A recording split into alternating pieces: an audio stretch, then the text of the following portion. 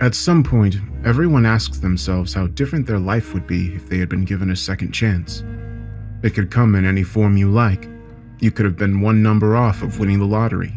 Maybe you're one of those people who wondered what would have happened if that ex of yours had taken you back. Whatever it is, at some point you think about those things, and you notice people who were given those opportunities, and it seemed to work out all right for them. On the outside, anyway. Take it from me, I used to be like that. I used to kick myself all the time for letting myself miss out on some opportunities I was too dumb to take at the time or follow through with. And then I started loathing the people I saw who were better off than me, and sometimes I would curse God for picking them over me. I know better now. I don't think God has much to do with how things like that get chosen. I think now that things all really come down to luck and our choice at what to do about it. At least, I hope we have a choice when it comes down to our lives. That luck doesn't rule that too. What I more importantly learned is that sometimes you are just better off doing the best you can with the cards you are dealt and not trying to change your hand. I've been looking over my shoulder ever since I learned this. Sometimes at night I can catch a glimpse of a faint glow of green eyes watching me. They are never there when I turn around. Whenever I find money on the street or lose some laundry, I can feel those eyes staring at me. I was in a car wreck a week ago. A cat ran out in front of me and I swerved to avoid it, hitting a barrier.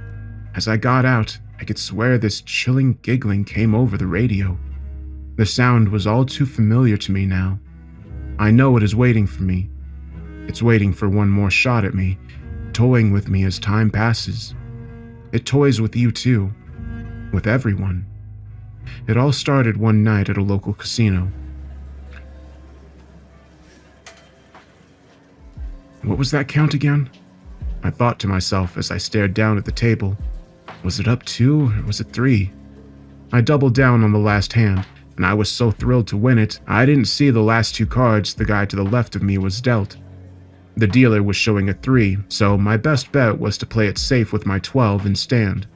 The old dealer makes a hand gesture on the table and flatly tells me good luck before he moves on to the guy to my left.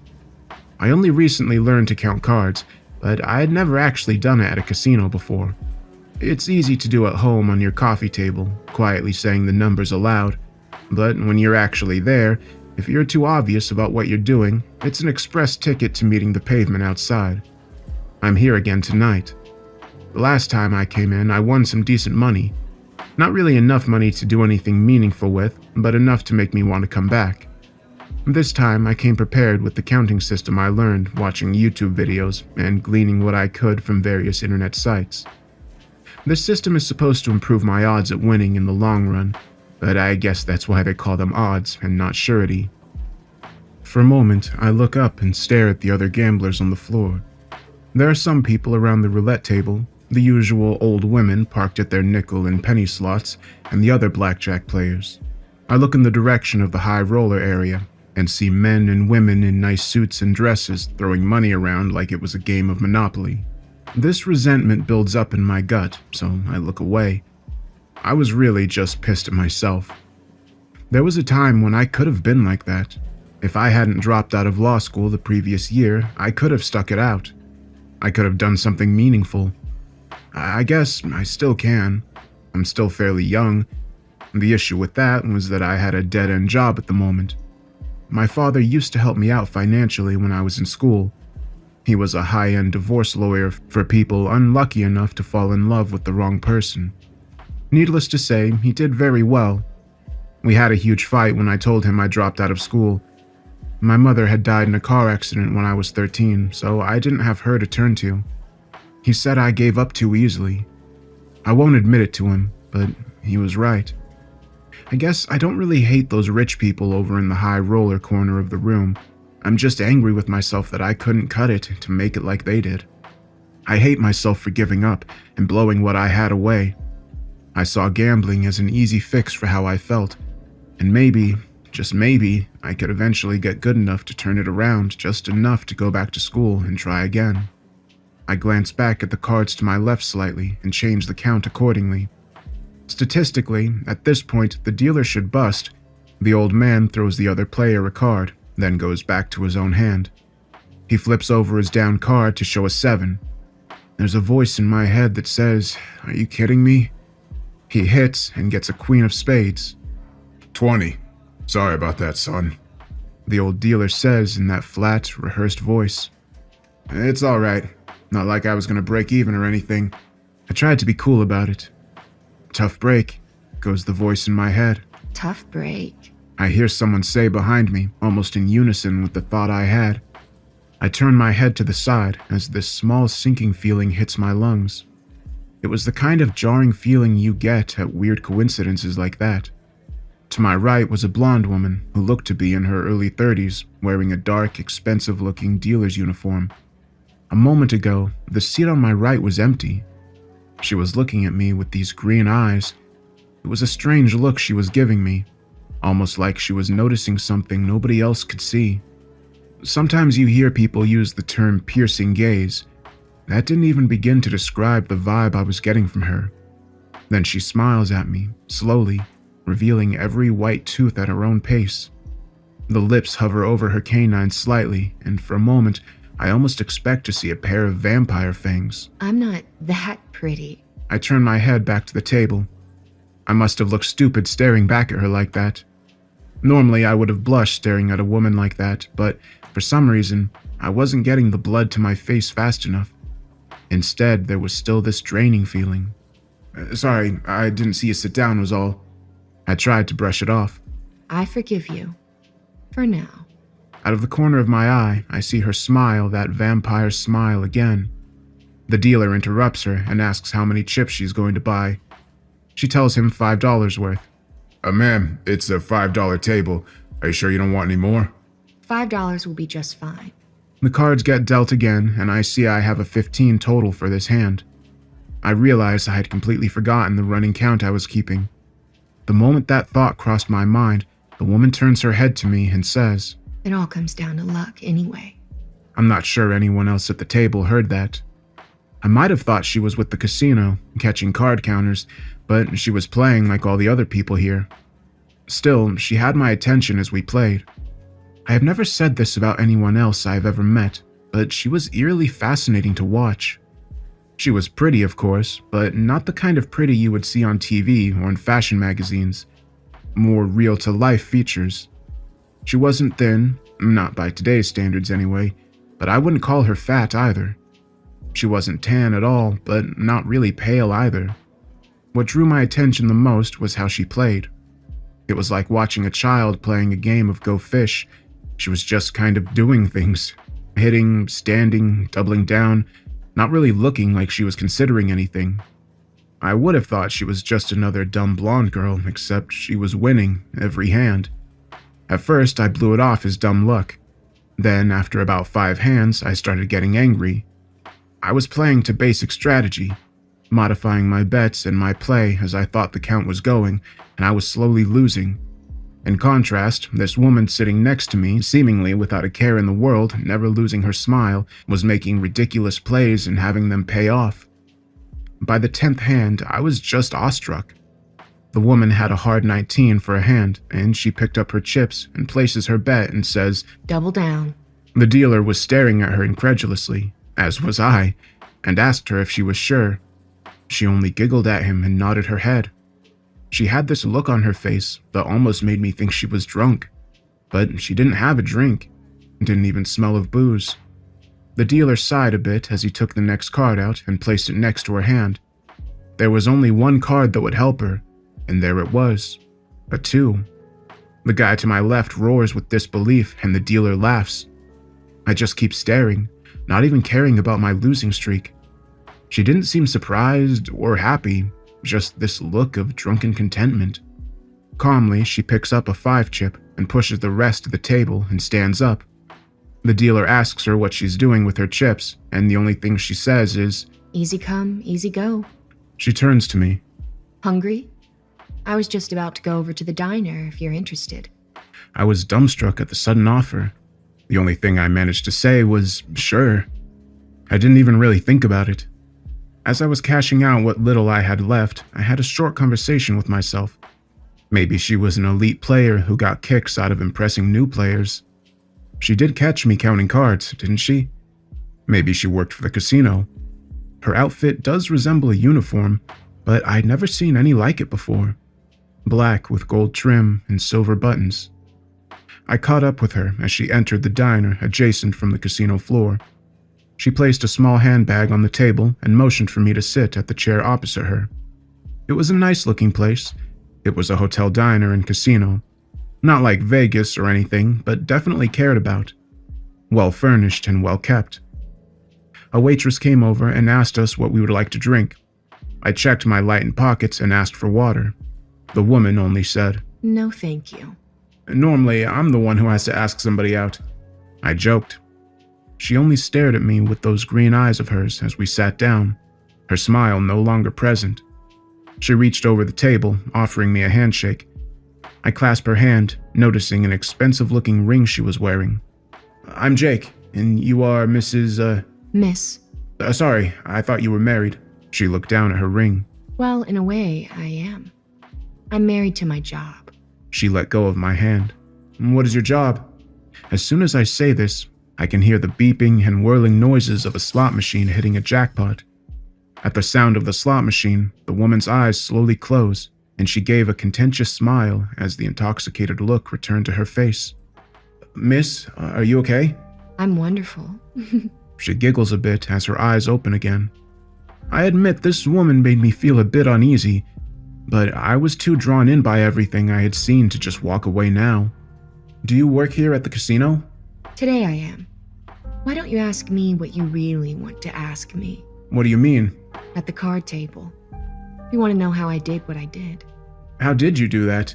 It was like you knew what card was coming next. At that time, I thought she might be one of those people you see on the news sometimes who have superhuman memory. I thought she might have kept track of where all the cards were. It was a far-fetched explanation, I know, but I was at a loss for everything else rational. I didn't know. It was luck.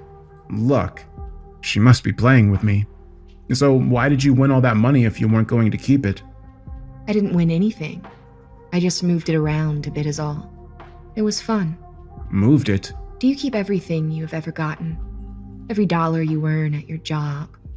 Does it sit in a bank somewhere, or do you send it elsewhere? Well, everyone spends their money, but I don't see what that has to do with your casino chips. So it's not really yours then? Are you talking philosophically? I guess in that sense, nobody really owns anything. Why do you say that? Well, ultimately, you can't really keep anything. And that is my job. She smiles that drunken vampire smile of hers again as she closes her eyes and rolls her head. I'm still not getting it. Is something wrong? She ignores me, seemingly lost in something I can't quite grasp. Somebody here just lost $2,000 at the roulette table. As I hear her say that, I can hear aggravated yelling in the distance. She has to be putting me on, I thought to myself. Whatever this woman was on, she was really feeling it now.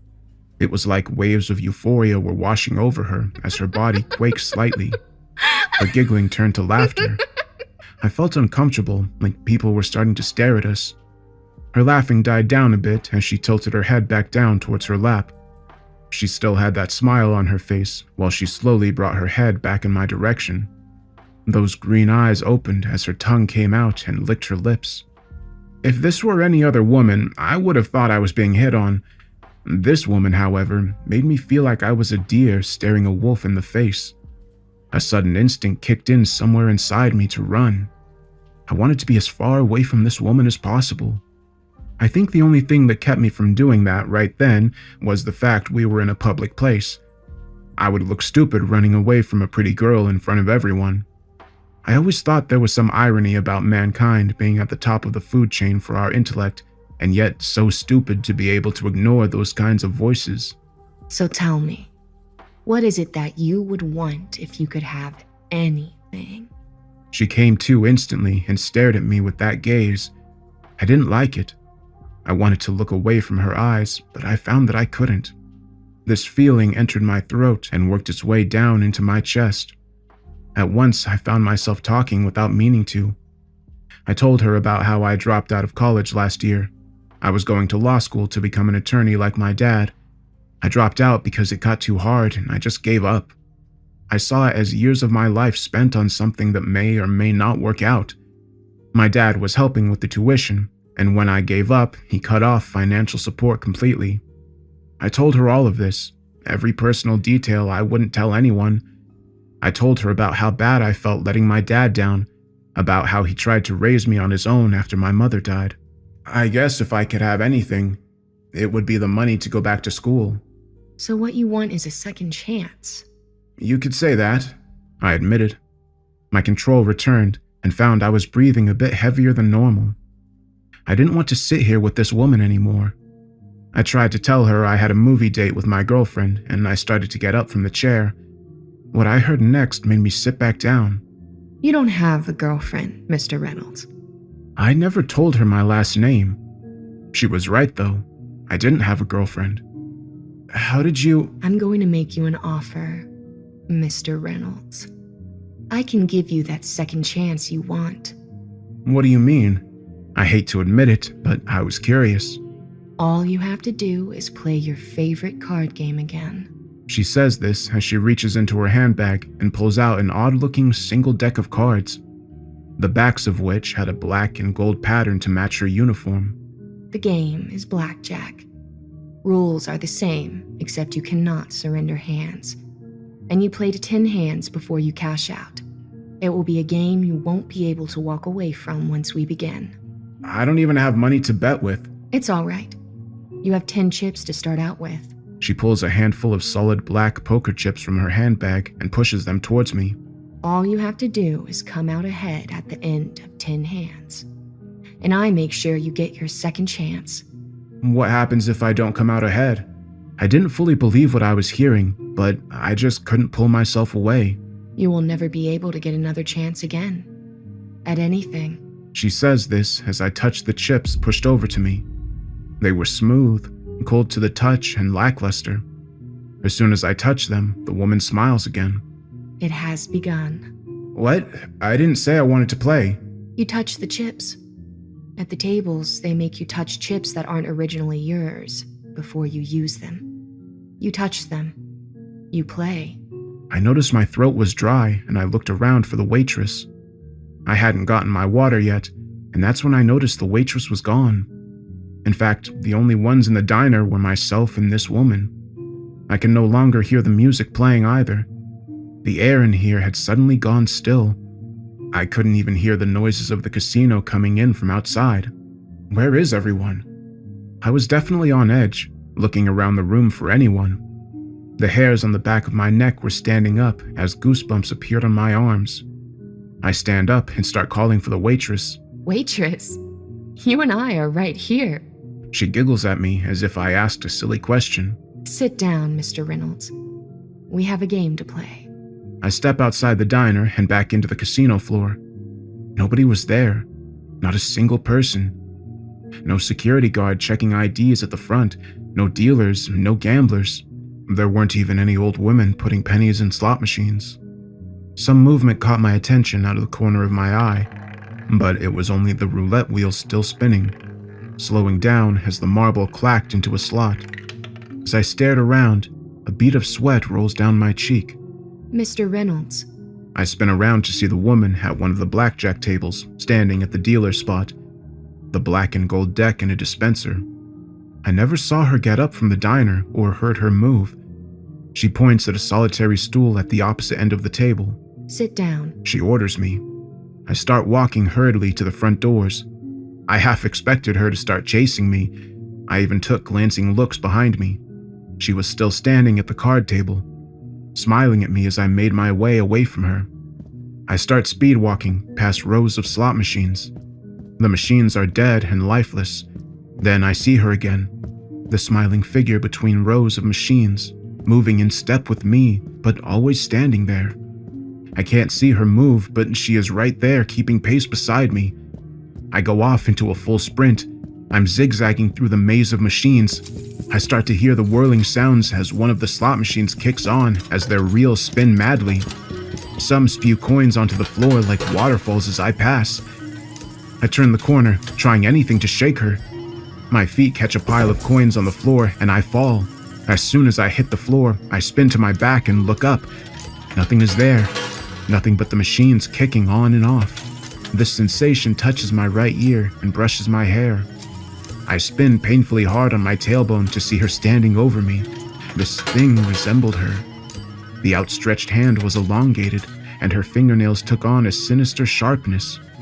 Her jaw was off its hinges and gave way to a wide gate, revealing edged teeth as those green eyes sank into the skull, darkening as they went into a faint glow. I know you want to play with me. I scrambled up, nearly falling again as I took off straight for the exit. A couple of my fingernails bent painfully as I scraped the ground as I got to my feet again. My hands plunged into my jeans, frantically searching for my car keys. I had them out as I collided with the door release bar. I had a split second to grab the door again as I dropped my car keys, holding onto it for dear life. When I collided with the door, it did indeed give way to the outside. As to what outside I was peering into, to this day I am not sure of. I was looking at nothing. To say there weren't any cars would assume I was looking at an empty parking lot. Looking at an empty lot would mean I was still looking at a field, at ground, dirt with sky over it. I couldn't see any of that. I saw nothing. Nothing but a black void giving way to infinity. It was a sickening feeling peering into it, watching my car keys tumbling downward, their jingling swan song fading as I lost sight of them. Mr. Reynolds. I heard her voice behind me. My head turns back as I see the same horror now half an inch from my face. I jumped. I could not tell you how far I fell or how long I cried, falling wildly as I screamed, my throat raw. I do remember starting to drift off into my own thoughts as I finally was able to shut my eyes. I remembered thinking to myself I would be lucky to finally hit the bottom in my sleep. Sometimes I wish I would have. Mr. Reynolds. I hear the voice of the woman say sweetly. I open my eyes meekly, and the smiling figure of the woman is there, behind a card table I find myself sitting at. Her features were normal again, as if the terror behind that sweet face never existed. It's time to play. When you wake up from a nightmare, there is a brief moment of lingering fear. You open your eyes and look around your bedroom. Everything seems to be in the same place as it always was. The blankets, sheets, and pillows comforting you as the terrible memory of whatever monstrous thing you were dreaming about fades away, until you may be only able to recall one or two key things about the dream. After all of that, you get up and go about your day, or try to fall back asleep and drift into better places. For me, this was not one of those times. A moment ago, I was falling into an infinite void of utter nothingness, praying for an end to it, hoping that at least death could free me from whatever I had stumbled into. I bring my hands up and place them on the edge of the table, gripping the cushioning. They shook violently, and I squeezed hard to try to get them under control. This sick feeling in the pit of my stomach and labored breathing told her I was afraid. That's when I saw the fingers on my left hand were bleeding. I remembered scratching the floor, trying to run away from her. It still hurt, so I eased up my grip on the table. I see I have your attention now, Mr. Reynolds. Place your bet. She said softly, taking the black deck in hand. With a flawless grace, the woman began shuffling the cards, her movement captivating. Movements such as these would be practiced, but it all just seemed to flow so naturally to her. Every card seemed to know where it was going as it slid alongside one another, barely making more than a whisper of noise in the hall. The black poker chips had been set out in front of me. I placed my right hand over the stack, and I felt a warm sensation emanating out of them. My hand shook less at the feeling. The warmth traveled up my arm and washed over me. The sickly feeling I had numbed a bit. What's going on? She tilts her head to one side and gives me a curious look as if I had just asked something really obvious. We are playing blackjack. What does it look like? Didn't I already explain that? I could only stare at her blankly. The memory of her other form was still very fresh in my mind. The vivid image of the teeth, claws, the graying skin, and those eyes faint and glowing deep in her skull was still fresh in my mind. She could kill me if she wanted to. What was she waiting for? Like I've already said, This will be a standard game of blackjack with a few rule modifications. You're not allowed to surrender a hand, as you've already seen. You can't walk away from the table. We play to 10 hands or until you're out of chips. And lastly, all you need to do is come out ahead at the end of those 10 hands to win. What happens if I lose? She only sighed at the question, and her smile fades. Mr. Reynolds, you will find I don't have much in the way of patience. Her skin began to gray again, her eyes slowly retreating into her skull. I will make you a deal. For every hand you play, I will answer one question if it makes you feel better. I might have thought about running again, but I didn't know where I would go. For all I knew, the entire building was floating in an endless void. The only option I had was to play. I picked up one of the black chips from the stack. It was heavy, far heavier than a simple chip should be. I set it down on the bedding area, indicated by the white circle in the tablecloth. It plops down as I let it go, hitting the table with an ominous thud that echoes through the empty halls, the sound reverberating in my chest. Cut it, She says with a cold tone while offering me the freshly shuffled deck. I didn't want to touch it for fear some horrible thing would begin happening. The hesitation I felt was noticed. Do you really want to leave it to chance? Or is this where you want to have some say in what happens to you? It sounded like a challenge I was being issued. I outstretched my hand timidly, taking the cards. The deck, like my chips, was smooth, but unlike the chips, these cards irradiated a mixture of feelings. One moment I felt the sensation of comfort, and I had a single, hopeful thought I may get out of this place and see my apartment again. As soon as I placed the other hand to cut the deck, the sinking despair I was feeling returned with a reinforced sensation. I quickly cut it close to the bottom and put it back on the table. The woman's smile returned to her face as her skin regained its color and the eyes protruded to their original place. Gracefully, she deals the cards from the deck in regular blackjack fashion. 2 cards were placed in front of me, face up. 2 cards she placed in front of herself, one face up and one face down. My cards, I observed, were a jack and a 6. The cards were different than any deck I had seen or played with before.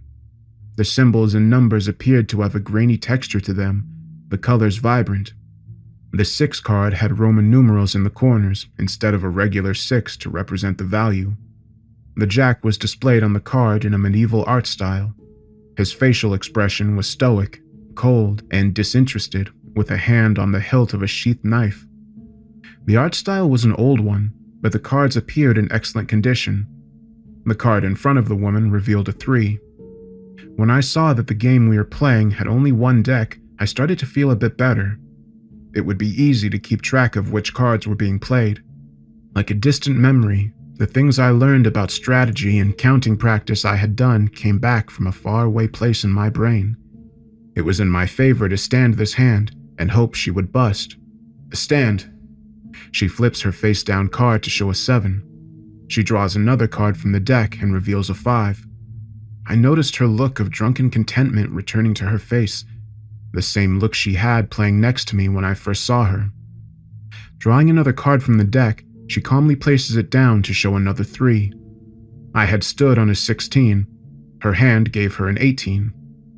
With that same look on her face, never missing a beat, she easily picks up the black chip, held it between 2 of her fingers, and I watched as it began to vanish particle by particle into thin air, until nothing was left of it. As I watched the chip dissolve, my eyes widened and started to water. This shooting pain coursed through my heart, and I choked on something unseen. I coughed violently and came off my stool, held up by my right hand clinging to the table and my left holding onto my chest. A few moments like this and the coughing fit died down, and I slowly rise to compose myself. One final cough expels a spurt of crimson onto the hand I had been dealt. I continued staring at the blood I stained the cards with as red seeped into them, and strangely vanished altogether, never tarnishing the card's mint condition. What happens if you lose, Mr. Reynolds? You die! I look up to see her giggling at me, mocking me. I would have been angry at the mockery if I hadn't been so terrified. My gaze turns to my remaining 9 black chips. It became obvious to me that my life was now tied to those remaining chips. If I was ever going to get out of here, I was going to have to win. I looked back at my hand, and what I saw made me take a step back. The picture of the Jack had changed. Now the Jack held a knife to his mouth, tongue licking a spot of red from the tip of the blade, his eyes closed. "What are you?"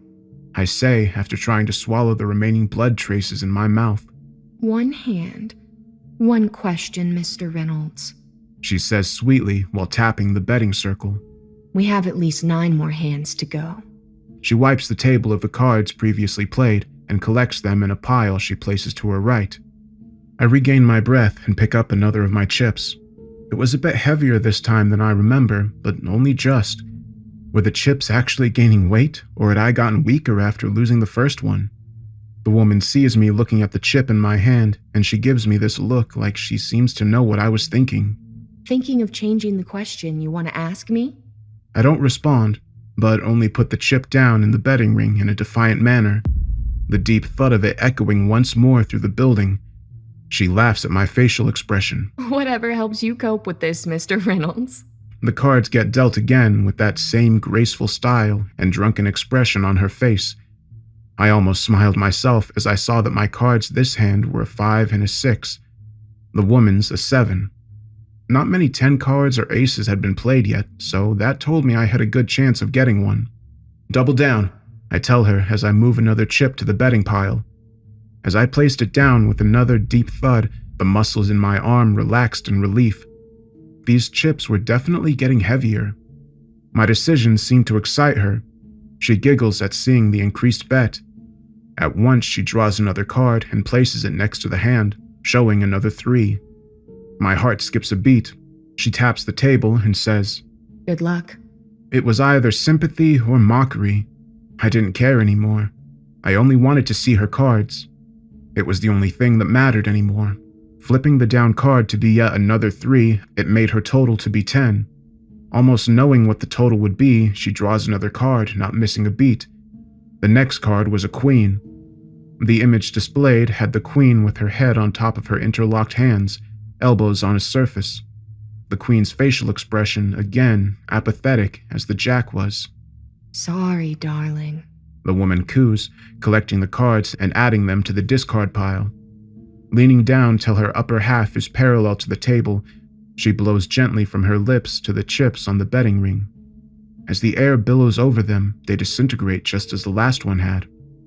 The black particles rise and rush past my face.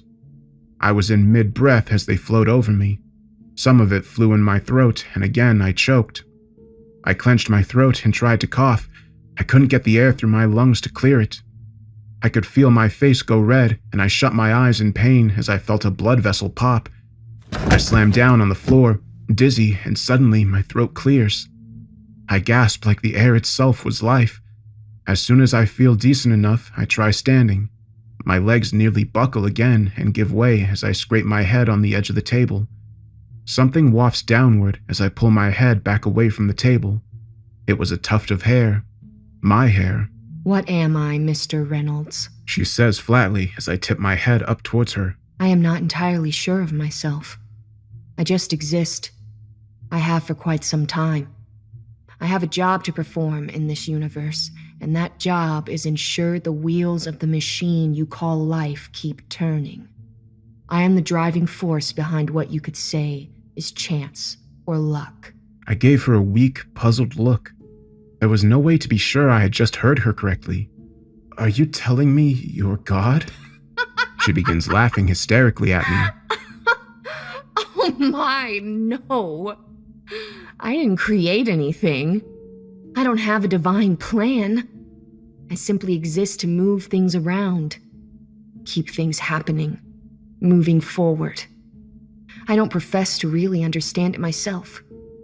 I am the money you find on the street, the medication that was labeled incorrectly because both bottles look the same, the iceberg that sank the Titanic, and I was the locked engine in your mother's car the day she died.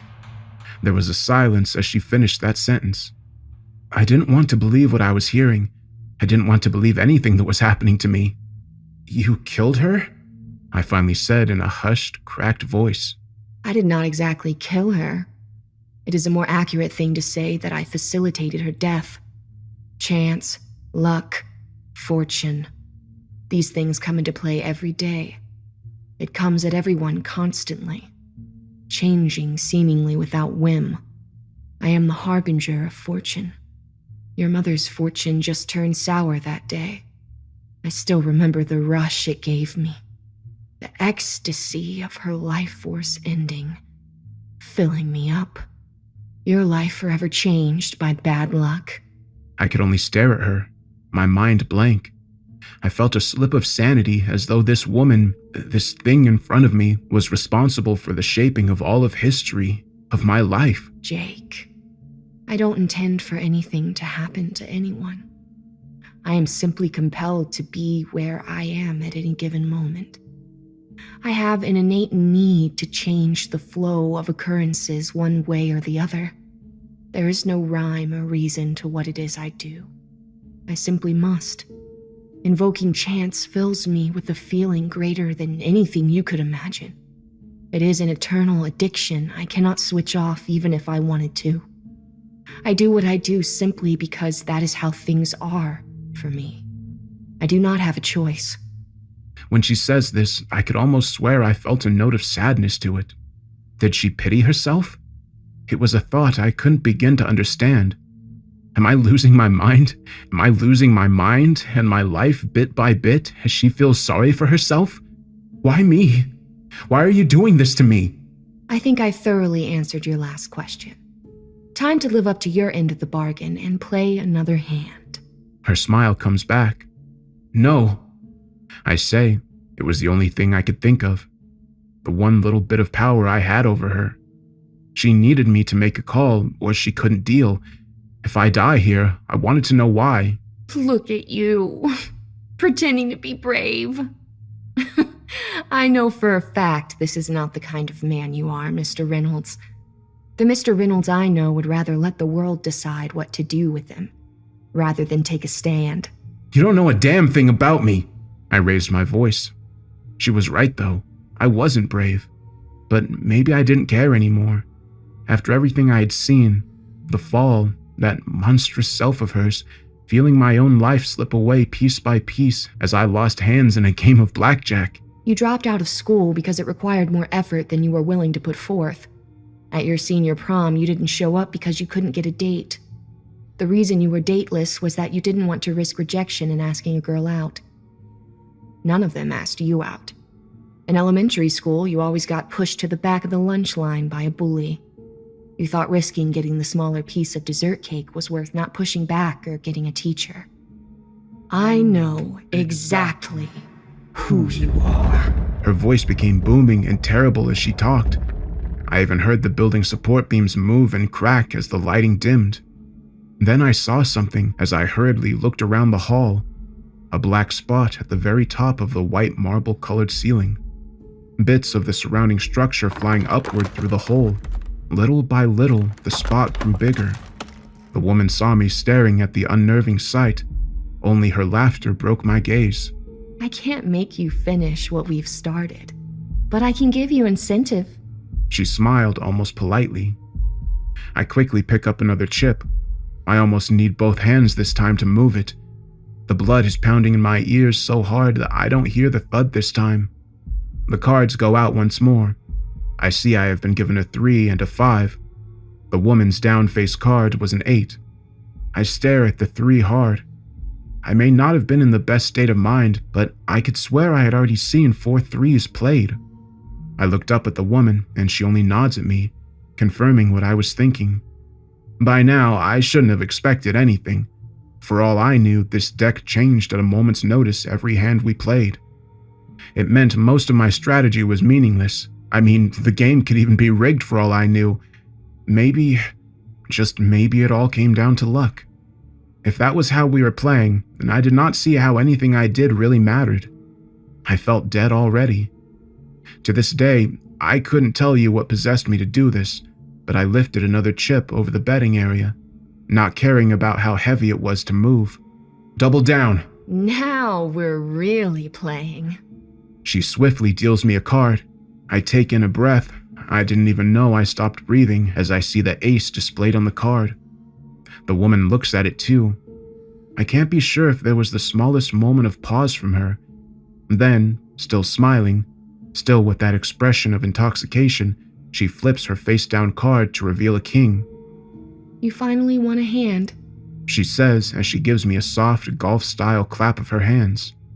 I hear a click as my pile of chips move a little. 2 more black chips have appeared on my pile. This warm sensation washes over me, diluting the pain and weakness that only a moment ago I had been suffering. I still did not feel quite right, but then again I was still down by 1 chip. The thought this game was stacked against me, that I was doomed from the beginning, may not be true. The woman tilts her head to the side as she taps the table, clearing her throat. Excuse me, Mr. Reynolds, but we have 7 more hands to be played. Also, you're on a deadline. She points upward. I look back up at the ceiling to see much of it had faded away into the blackness that was slowly replacing it. The void had almost reached the walls of the second tier in the grand hall. This game is far from over. Whatever small hope I felt from winning the last hand now escaped me. I placed my right hand over my remaining chips. Their warmness licks my flesh like a candle flame, the only light in an unending nightmare. Have you ever wondered what you would do if you had the luxury of knowing when you were going to die? Some people say they would not want to know the time of their death. The idea behind that is that these people could continue on in blissful ignorance and live without a looming fear over them that a clock is ever ticking onward. The problem with this is not knowing when you die does nothing to prevent the actual event. Some people say they would like to know when they are going to die because it, in a way, frees them. It allows them to live without fear of their own demise, until that one fateful day, of course. At this moment, I have neither of those luxuries. With every flip of every card, every bet I place in this horrid game, I held my life in my hands, and I could feel it slipping further and further away from me. There was a rattle to my breath. My clothes were covered in hair that had withered from my scalp, and I was having trouble keeping myself upright in the stool I sat in. At least one of my hands had to stay on the table at all times to help keep the balance. I had by now quit trying to wipe away the dark crimson that dripped from my nose and nostrils. A couple hands ago, the woman began to dissolve the very casino hall around us in order to force me to keep playing. What started as a pinprick in the very high center of the high ceiling had eaten its way through the second floor and had started its approach on the walls of the ground floor we were on. The blackness crept onwards, slowly making its way to us. As the walls came down, the endless nothing of the other side became more and more apparent. Before the cards went out, I fell into that void trying to escape the woman in all her monstrous terror. She had a habit of turning into another form when I tried resisting anything she set in motion. She stares at me, drunk and hungrily, as I pushed 2 more chips to the betting area one at a time. There was no way by now I could pick up the chips. They had become too heavy with the weight of my life, and I too weak to adequately hold them. Again, with the dancer's grace, the cards are dealt once more. Mr. Reynolds, you seem to have gone quiet. Feeling down? I gave her whatever defiant look I could muster. Play the damn game, I wheezed in a hushed voice. I only say this because you stopped asking me questions. Remember the little arrangement we had? Truth be told, I still wanted to know why this was happening to me. As she dealt cards, I saw for this hand I was holding a soft 18 with an ace and a 7. The woman showed a 9. You want to know why all of this is happening to you. It must feel like you are the unluckiest person on earth. You could also look at it the other way. If you win, that is. I promised you a second chance to make your life better. The means to go back to school. Hit, I tell her. Without missing a beat, she gives me another card. A king. Stand. She flips her own card to show an 8, making her total 17. My balance returned somewhat as the blood flow stopped from my nose. I heard a clack as 2 chips returned to my pile. I pulled one of the two in front of me back to the pile with a refreshed strength.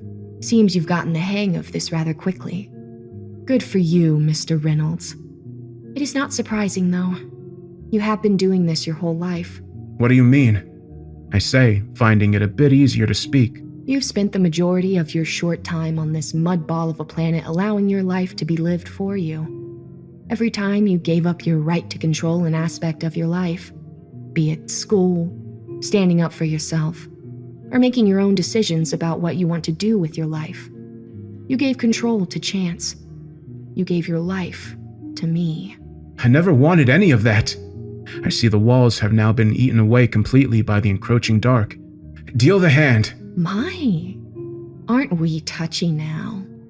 You may not have wanted things to turn out like they are, Mr. Reynolds, but they did. She dispenses cards as if they floated on some unfelt breeze.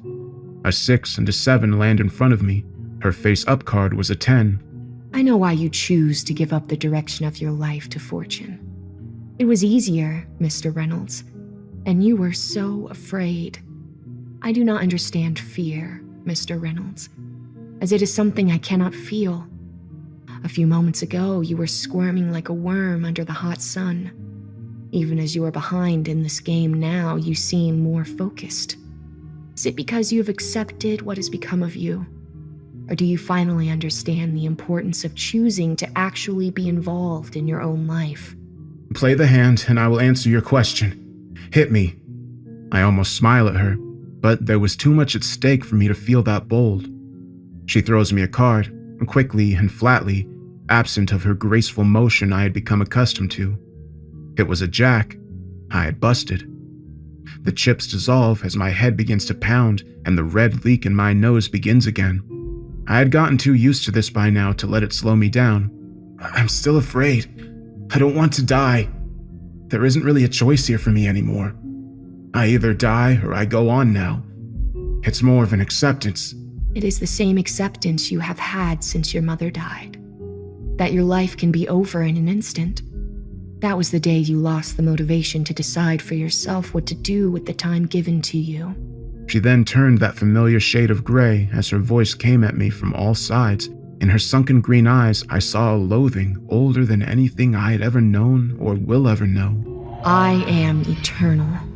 I will never die, and yet the most important power in existence was given to such a pathetic creature as you, and denied to me the power to decide where to take your life. You threw that away as if it were meaningless. That, Mr. Reynolds, is why I am here. I offered you the choice to throw your life at chance again or walk away and make something of yourself on your own. You let me in.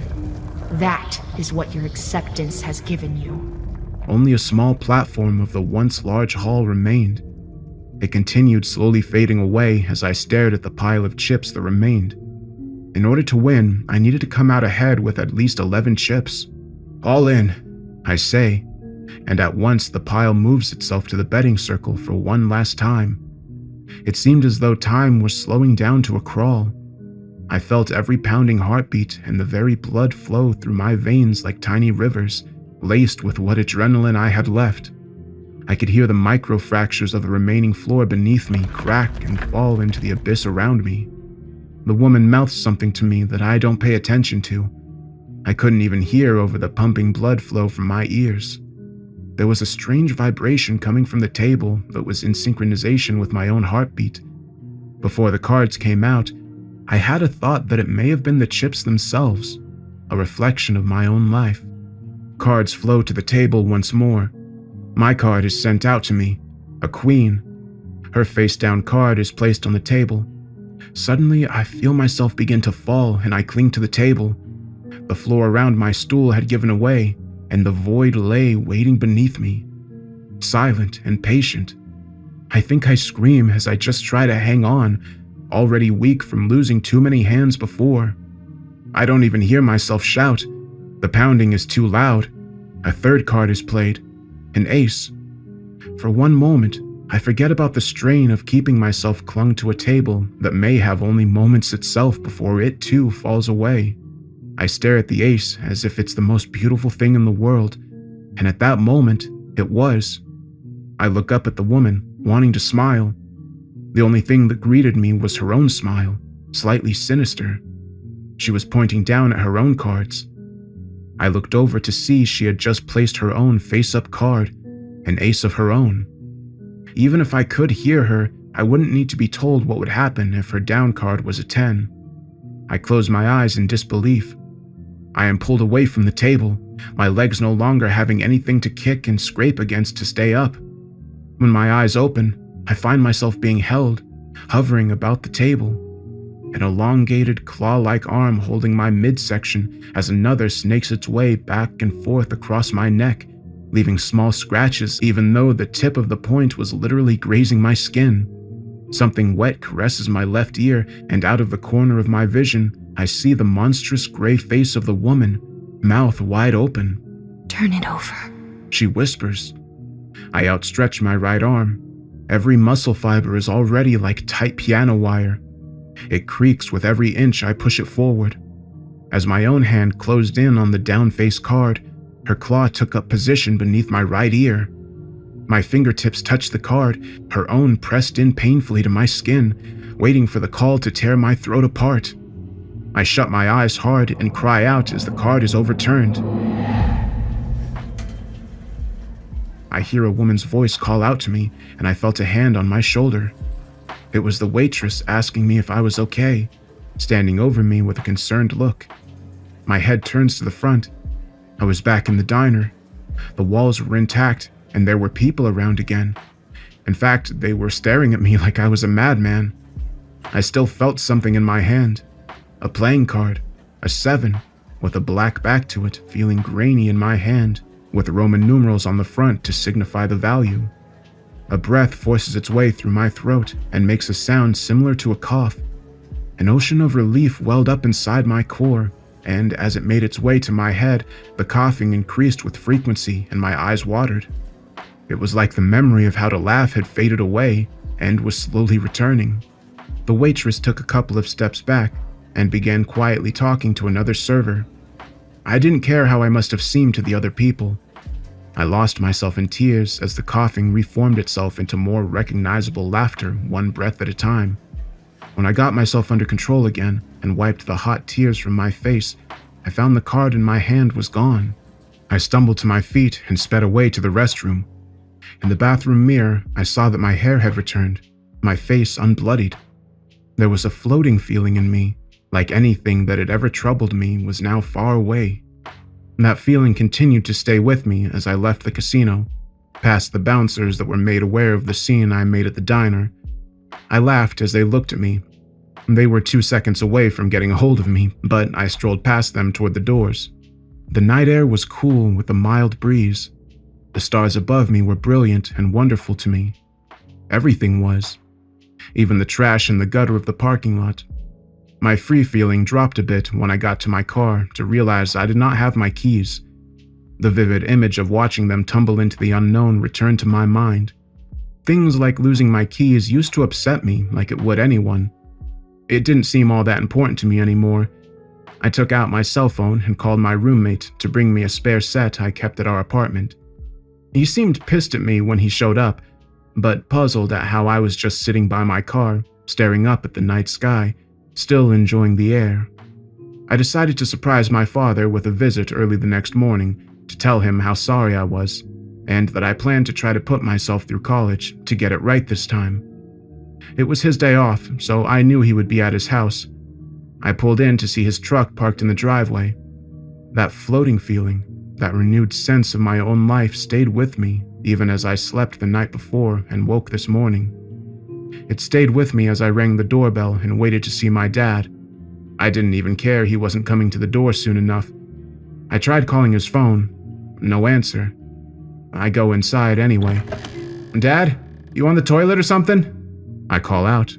No answer. The Cloud 9 feeling began to ebb away. I looked around the living room. Nothing. Something does catch my eye, though. A familiar object on the key ring holder nailed to the wall by the door. It was my car keys. The same ones I lost in that nightmarish place that only last night I somehow escaped from. "Dad!" I began screaming and rushing through the house. Nobody was in the bedroom or the bathroom. As I entered the dining room, I saw my father with his back to me, sitting in a chair looking like he was about to eat something. "Dad!" I called out again. He didn't even move, let alone answer me. I moved closer and shook him. His body was cold, and the normal softness of another being was absent. That's when I saw it, the lifeless look in his eyes. I kept shaking him, not knowing anything else to do, and screaming as I continue on. His body falls out of the chair but maintains its position. Rigor mortis. He must have been dead since last night. A giggling noise comes from behind me. I spin around sharply to see the woman standing not 5 feet from me. Hello, Mr. Reynolds. She smiles, and I scream once more as I back away. I didn't realize how quickly I had moved till I was surprised by the feeling of the wall slamming against me. Is that any way to greet a friend? She says whimsically, still with that drunken smile. Why? Why did you do this? Me? I did not kill him. Your father had a heart attack last night.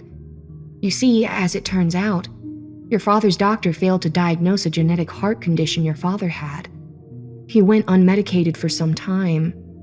His death was just very unfortunate. She laughs madly. No more words were coming to my mouth. I just sat and cried, hopeless. I was supposed to have a second chance, to make things right, not only with me, but with him. I had beat her at her game, but she couldn't let me win, it seemed. I won. You said you would give me a second chance. You did. And I have. As luck would have it, you are the sole benefactor on your father's will. He was a high-end attorney, wasn't he? Lots of money there. Things to sell off or keep for yourself to help you do as you please. You could go back to school with it if you wished. It does not matter to me. Our business for now is done. I never wanted it to turn out like this. My dad didn't deserve this. I didn't deserve his money. I couldn't move. I started to wish she had just killed me. The only thing that snapped me back into the moment was the woman, her form changing once more. Jake, get up. Call the police. Take the money and move on with your life. You had your second chance to come back from all of this. Not many are so lucky to get that chance. She smiles a wide, toothy smile. Or don't. It would be fun to play with you again. I will be watching. Just like that, she was gone too, vanishing before my eyes. An hour had passed as I sat there on the hardwood floor of the dining room, gazing at my father's corpse. I spent that hour mulling it over in my head. In the end, I came to the conclusion that my father would want me to keep going on, to follow through with the new goals I had set for myself. I did call the police. I did take the money. I went back to school, but this time to be an EMT. The job felt right for me somehow. Helping people just felt like something I needed to do, giving a second chance where I could. It was hard going sometimes, but it no longer bothered me. The memories stayed with me. The visions of my dead father, the memories of my mother, and the card game that changed my life forever kept me going through the hard times. I got a job with the local fire department, even got married and had a kid. My little girl is 5 years old now. I love hearing her voice greet me when I get home. Life isn't all good, though. I don't think it ever is, completely, for anyone. I still feel the woman sometimes watching me. I hear her laughter at odd occasions. Like my car wreck a few weeks back, I heard her voice over the radio. Every time I meet someone with green eyes, I can feel the back of my hair being gently brushed. She's never there when I turn around. I can keep going on with my life and say it's a good one, though, because I finally have a hold over it. I can roll with whatever fate and fortune want to throw at me. Never again will I give up my power to decide what I do with myself. A smile of my very own comes to my face as I turn the doorknob to my house after a day at work. I stop at the doorway and start taking off my boots, expecting the sound of my daughter happily calling to me as I walk in. The first noise I do hear is a scattered, rolling clacking coming from my dining room. "Sweetie, I'm home." Hi, Daddy. Come and meet my new friend. We're playing a game. Say hi to my daddy. I hear my daughter say. Hello, Mr. Reynolds. I freeze, not even finishing taking my second boot off. My ability to think goes out the window as I rush to the dining room. There she was, the woman in the expensive black dealer uniform. She was sitting at the table across from my daughter, smiling up at me like an old friend. Daddy, say hi to Miss Fortune. My daughter says as she takes a handful of dice on the table and rolls them. The clacking sound of the dice echoes through the still room.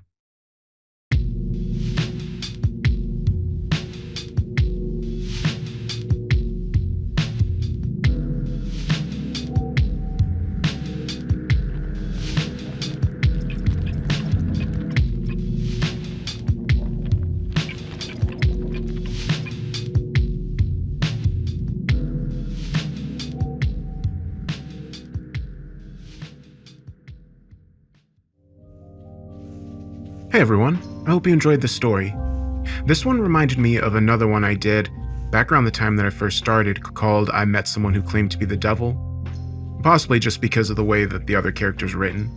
But I really like stories like this where it's like high stakes over some sort of game. That's kind of like what's happening in an audiobook I did recently called Child Roland. And this story didn't really have a lot of like actiony moments. It was a much slower story. But I think it did a good job of still being interesting and having interesting dialogue when really the whole story was just two people talking back and forth. I also like how the character describes herself as more of just like a force of nature rather than an individual being or entity. And the ending's kind of sad, but I do like the more melancholic, sad endings. But yeah, I don't have too many thoughts on this one.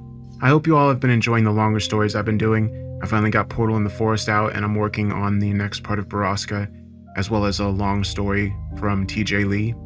I know that my schedule has been a little inconsistent lately, and I'm working on that, but I've been feeling really exhausted lately, and I don't want to, a few years ago I went through this period where I was kind of burnt out, and it really affected my ability to post videos. I think I had got to the point where I was only posting like one a month, and I really want to avoid that, so I'm making sure to take some time to just relax. And I'm hoping that that helps with the exhaustion I've been feeling. I've honestly just been kind of sleeping a lot. But yeah, I'm hoping that I'll feel better soon. I'm going to be going on a trip at the end of the month. I hope that'll be nice and relaxing. It's just like a few days, but it'll be nice to get away and just have some time to relax. But other than that, I have some other stuff I'm working on. I'd like to get some animations for the channel like I had mentioned on that community post. And I'm still working on that slowly, but we'll see what comes of that. But yeah, I don't really have anything else to say right now. I hope you all had a good weekend. I'll be in the comments like I normally am. With that said, have a good day.